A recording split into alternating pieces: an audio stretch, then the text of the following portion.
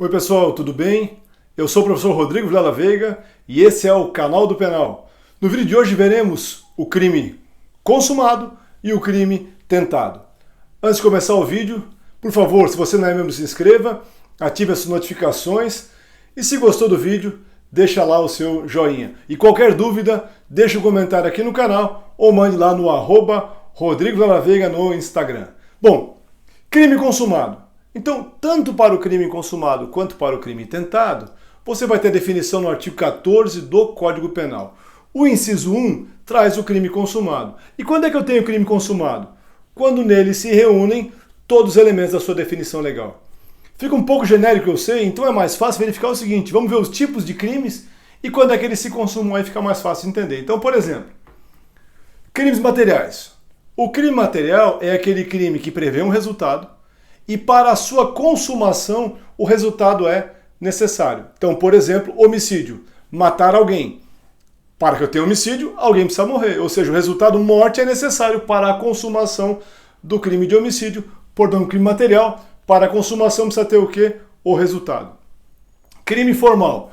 Os crimes formais, eles também preveem na sua conduta um resultado, mas ele é desnecessário para a consumação do crime. Então, por exemplo, o artigo 159 do Código Penal, que é o crime de extorsão mediante sequestro, ele prevê sequestrar a pessoa com o fim de obter condição ou preço no resgate.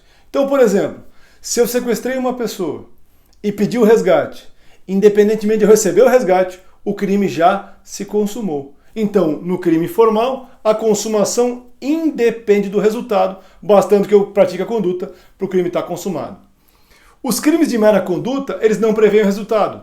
Por exemplo, invasão de domicílio. Entrar ou permanecer em domicílio alheio contra a vontade do proprietário ou possuidor. Bom, perceba, basta tu entrar, o crime está consumado. Então basta a realização da conduta para o crime estar consumado. Não há previsão de um resultado. Bom, continuando aqui nas definições, olha só. O crime culposo. Quando é que o crime culposo se consuma? No momento da produção do resultado. Porque, afinal de contas, como é um crime não intencional, quando acontece o resultado é que tens a consumação do crime culposo. Então, por exemplo, homicídio culposo de trânsito. Quando é que ele se consuma? Quando efetivamente alguém morre de maneira culposa no trânsito. Crime permanente. O crime permanente é aquele crime cuja consumação se prolonga no tempo. Então, por exemplo, o crime de sequestro, ele tem uma consumação que se prolonga no tempo, então ele se consuma o tempo todo. Da mesma forma, para dar um outro exemplo, tráfico de drogas, na modalidade guardar, na modalidade ter em depósito, também são crimes permanentes. Enquanto eu guardo a droga, enquanto eu tenho ela em depósito, o crime está se consumando o tempo todo.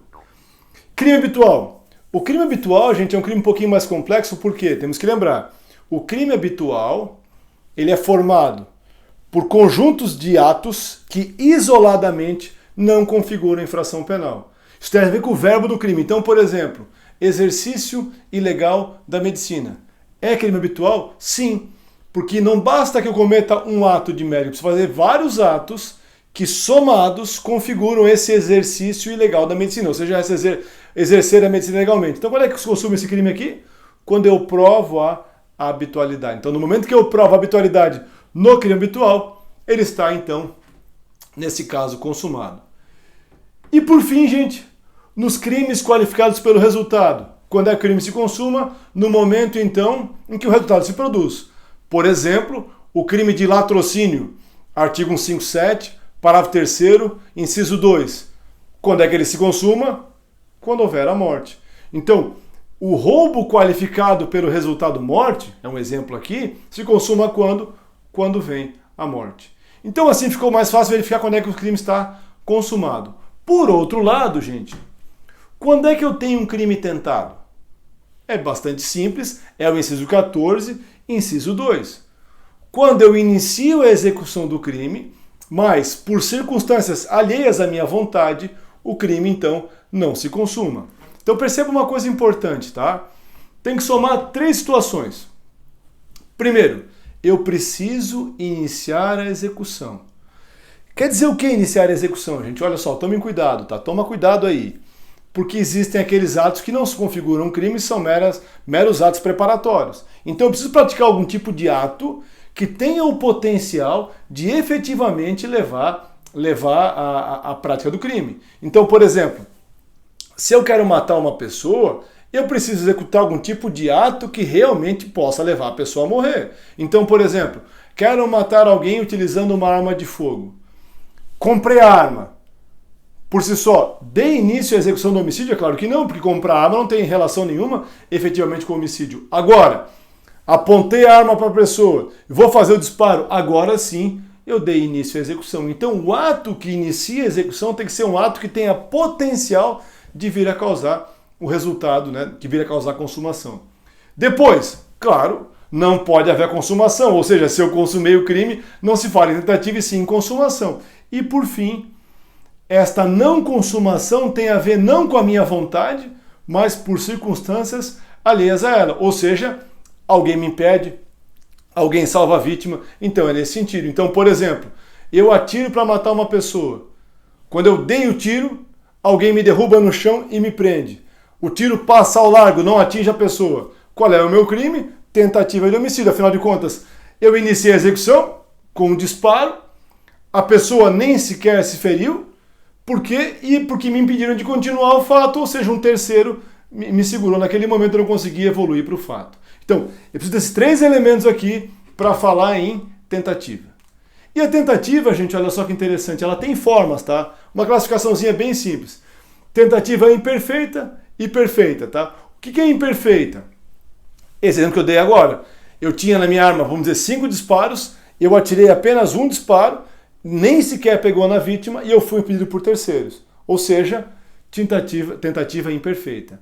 Na perfeita, eu pratico todo o iter criminis para causar o resultado. Porém, por circunstâncias alheias, ele não consegue. Por exemplo, eu descarrego a arma em alguém, dei 5 tiros na pessoa, todos atingiram a pessoa, mas a pessoa é levada ao hospital e acaba sendo salva. Resultado, tentativa perfeita. Nada mais eu podia fazer de ato executório, por isso uma tentativa perfeita. Não morreu a pessoa, no meu exemplo, porque alguém impediu essa morte. Tentativa incruenta e tentativa cruenta. A tentativa incruenta é aquela que não atinge a vítima. Então, por exemplo, se eu atiro para matar alguém, o tiro não pega na pessoa. Já a tentativa cruenta, ela atinge a vítima, causando assim uma lesão. Tá? São classificações diferentes, separadas, tá, gente? Inclusive elas podem se tocar. Então, por exemplo, naquele caso que eu falei tentativa imperfeita, que eu dei o exemplo de atirar na vítima e alguém me separar, eu tenho uma tentativa imperfeita incruenta, porque a vítima não foi atingida. No segundo exemplo, que eu falei que eu dei 5 tiros na pessoa e a pessoa não morreu porque foi socorrida, eu tenho uma tentativa perfeita, cruenta. Então elas podem se misturar, mas são autônomas, por isso de cores diferentes aqui no nosso slide. Legal? Bom, uma outra questão importante, tanto o Supremo Tribunal Federal quanto o STJ, nesses 2 julgados aqui, STJ e STF, entendem que é possível crime tentado com dolo eventual. Então, por exemplo, eu estou absolutamente embriagado, em alta velocidade, para quem entende que isso leva a dolo eventual, né? Isso é uma discussão interessante, mas vamos imaginar que seja dolo eventual, e eu então bato no carro de alguém e a pessoa não morre. Então haveria nesse caso aí, pelo menos em tese, uma tentativa de homicídio por dolo eventual. Repito, para quem entende que álcool e alta velocidade configuram na direção de veículo automotor o dolo eventual. Não quero entrar nessa discussão, mas só para entender como é que seria uma tentativa de dolo eventual. Bacana? E agora, gente, olha só.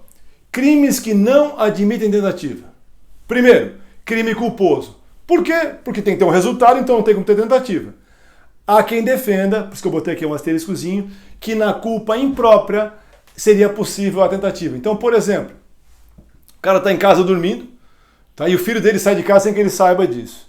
No meio da madrugada ele escuta um barulho, pega a sua arma e atira, imaginando que se tratava de alguém invadindo a sua casa.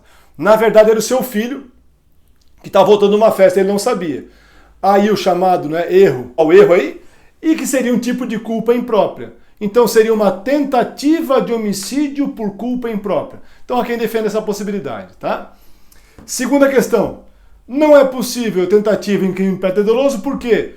Para que eu tenha o crime perto-doloso é necessário ter o quê? O resultado. Então, por exemplo, o aborto qualificado por lesão corporal na vítima é um crime pré-doloso, porque eu queria o aborto e eu errei no aborto, causando assim a lesão na vítima. Só vai ter o pré-dolo se houver um resultado culposo, portanto tem que ter o resultado para configurar o crime, então não é possível que a tentativa. No delito unissubsistente, que é feito por um único ato, também não haveria como a possibilidade de ter tentativa.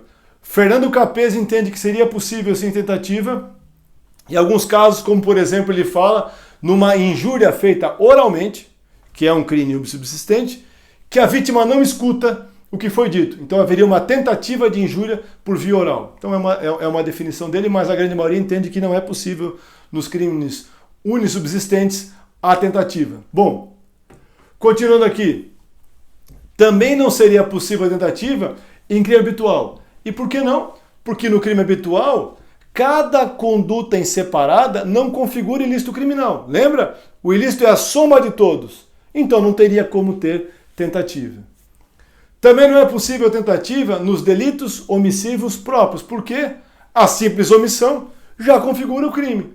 Me omitir configurou o crime. Então, por exemplo, o crime de omissão de socorro, quando eu me omito, já aconteceu o crime. Então não tem como ter tentativa nesse caso. A lei de contravenções penais não admite tentativa, então não há tentativa de contravenção penal. E por fim, gente, também não admite tentativa o crime que pune com a mesma pena a tentativa do crime consumado, como, por exemplo, o artigo 352 do Código Penal, que é a evasão violenta de presídios, porque ele pune tanto a evasão como a tentativa de evasão. Então não tem tentativa. E por fim, pessoal, para encerrar o vídeo de hoje, então, olha só, qual é a pena da tentativa? Cuidado aqui, tá? Salvo disposição em contrário. Ou seja, se, por exemplo, no próprio tipo penal houver outra informação, isso pode acontecer, como por exemplo no 352, acontece isso, a pena é a mesma. A pena é do crime consumado, é a mesma pena, diminuída de 1 a 2/3. Então é a mesma pena do crime consumado, diminuído de 1 a 2/3. Quanto vai ser a diminuição? Depende do juiz. Quanto mais perto eu chegar da consumação, menor vai ser a diminuição. Quanto mais perto eu chegar, maior vai ser a diminuição. E assim por diante. Então, por exemplo, numa tentativa incruenta, em que eu não causo nenhuma lesão na vítima, eu teria uma diminuição bem grande. Numa tentativa cruenta, em que eu quase chego, né, em que eu firo a vítima e quase chego à consumação, eu teria a menor diminuição possível. Bom, pessoal, o vídeo de hoje foi esse. Qualquer dúvida, então deixe seu comentário aqui no canal, que eu sempre respondo. Até o próximo vídeo. Um abraço!